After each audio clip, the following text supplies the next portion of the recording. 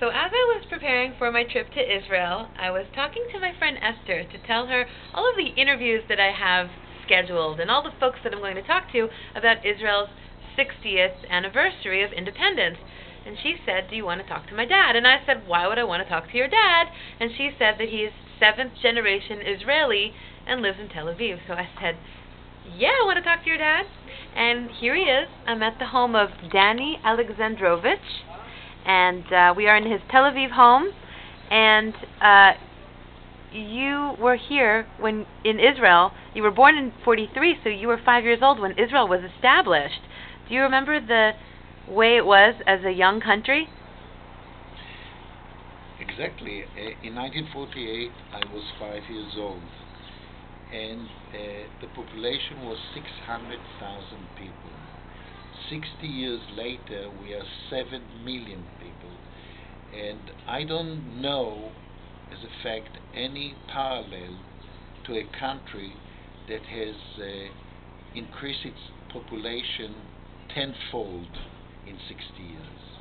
So obviously the change is very noticeable in every aspect. The land was barren and now it's green.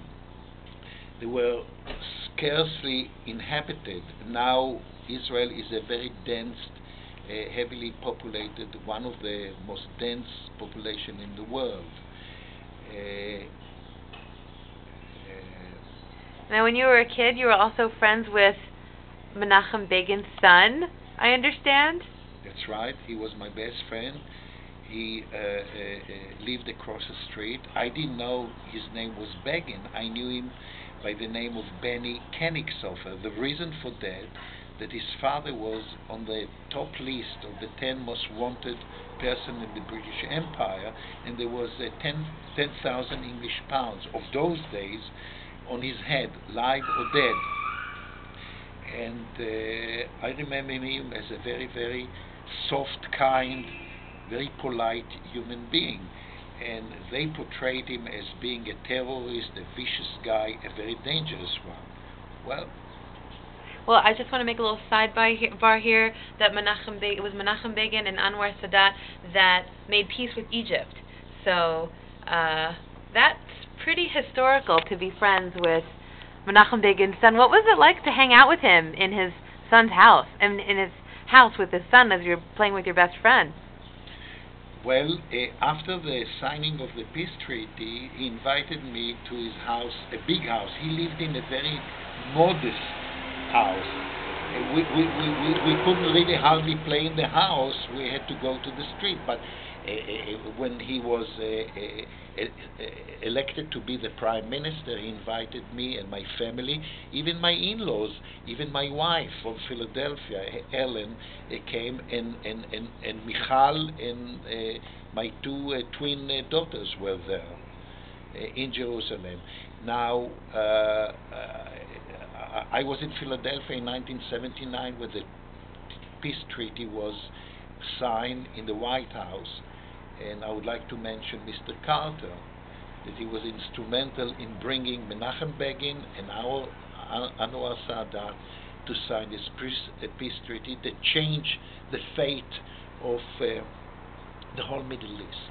Talking about changes, how has Israel changed over the past 60 years? What would you say is the biggest change that you've seen? I would say that until, I don't know, maybe 10 years ago, Israel was isolated, insulated from the rest of the world by the Arab boycott and by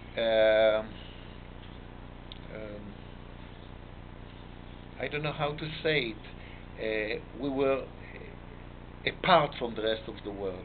But once the peace treaty was signed, we were accepted by many, many other countries that wouldn't recognize us, even Muslim countries.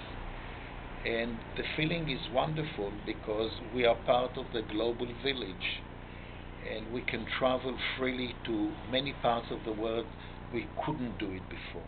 Danny, what's your hope for the future? Peace, as I said, peace and peace. Shalom. We are longing for that, and we have. I'm an optimist, and I see the light at the end of the tunnel. I don't know how many years it will take. As I said, Herzl, the founding father of Israel, said the Jewish state, said if it won't take 5 years, it will take 50 years, and he was right. It was 49 years. Hopefully, I'll see peace in my lifetime. In your lifetime, and not another 7 generations Exactly. from now. Thank you so much, Danny. You're welcome. Do you want to say hi to Esther and Tammy? I would say hi to Esther, Tammy, Michal, and the rest of the Philadelphians.